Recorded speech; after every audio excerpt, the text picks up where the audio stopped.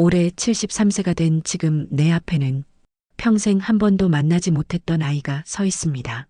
50년 만에 나타난 그 중년의 여성은 나를 아버지라고 부릅니다. 도무지 믿기지 않는 이 상황, 이게 무슨 일일까요? 미국에 사는 손자의 단순한 호기심에서 시작된 이 이야기는 2021년 한국에서 실제로 일어난 일입니다. 1970년대 초반의 서울은 지금과는 전혀 다른 모습이었습니다. 도시는 빠르게 변했고 무허가초는 하루아침에 철거되곤 했으며 사람들은 내일을 계획할 여유도 없이 그저 하루하루를 버텨내며 살아가던 시절이었습니다. 그 역시 그런 시대를 살며 막노동으로 생계를 이어가던 그저 평범한 청년이었습니다. 그러던 그에게 사랑하는 사람이 생겼습니다. 둘은 자주 만났고 함께 시간을 보내며 소박한 행복을 꿈꾸고 있었습니다. 그러던 어느 날 그녀는 임신 사실을 전했습니다. 남자는 뛸듯이 기뻤습니다. 그리고 한 푼이라도 더 벌기 위해 더 열심히 일하기 시작했습니다.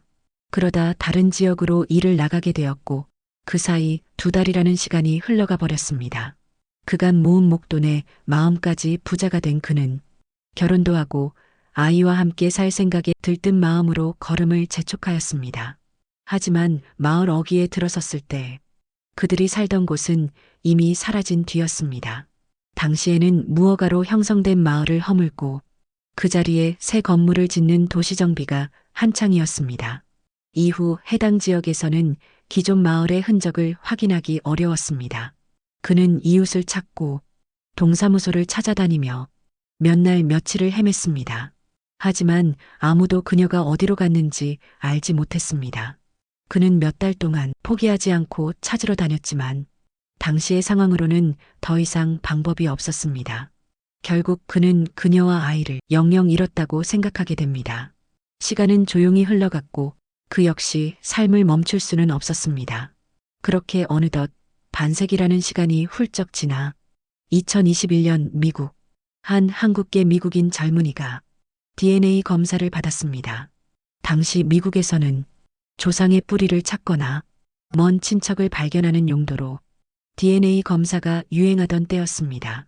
결과를 확인한 그는 놀라지 않을 수 없었습니다. 육촌으로 추정되는 한국계 여성이 매칭된 것입니다. 그는 그런 친척이 있다는 이야기를 한 번도 들어본 적이 없었습니다.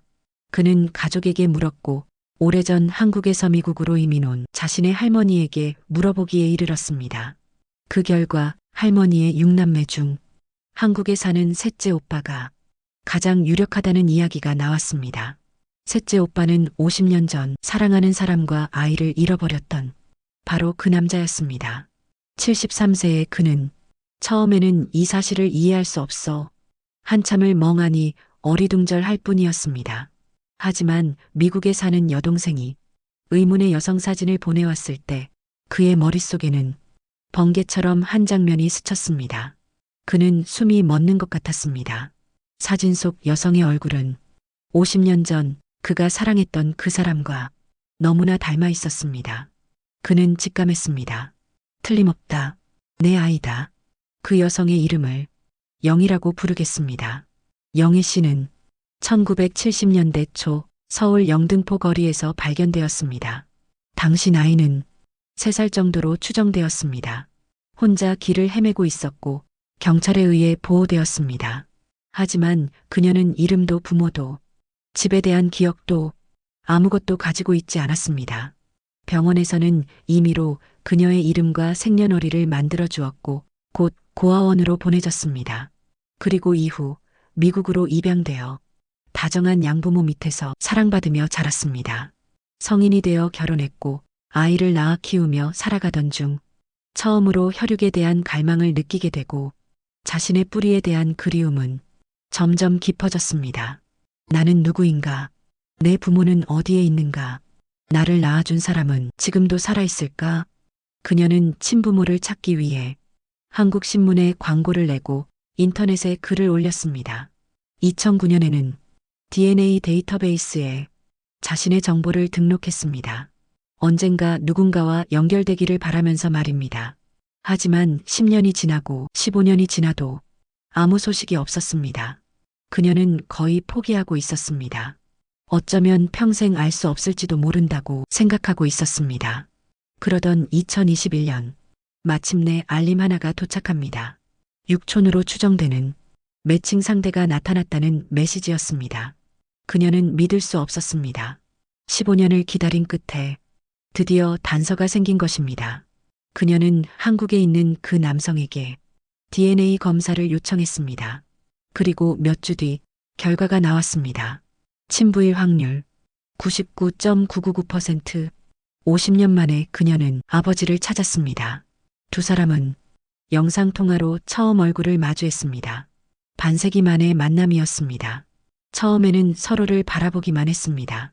그 침묵을 깨고 아버지는 말했습니다. 오랫동안 찾았다고, 미안하다고, 버린 것이 아니라 찾을 수 없었다고. 영희 씨는 대답했습니다. 괜찮아요. 저는 상처받지 않았어요. 그저 아버지가 살아계신지 알고 싶었을 뿐이에요. 그리고 이렇게 말했습니다. 사랑합니다.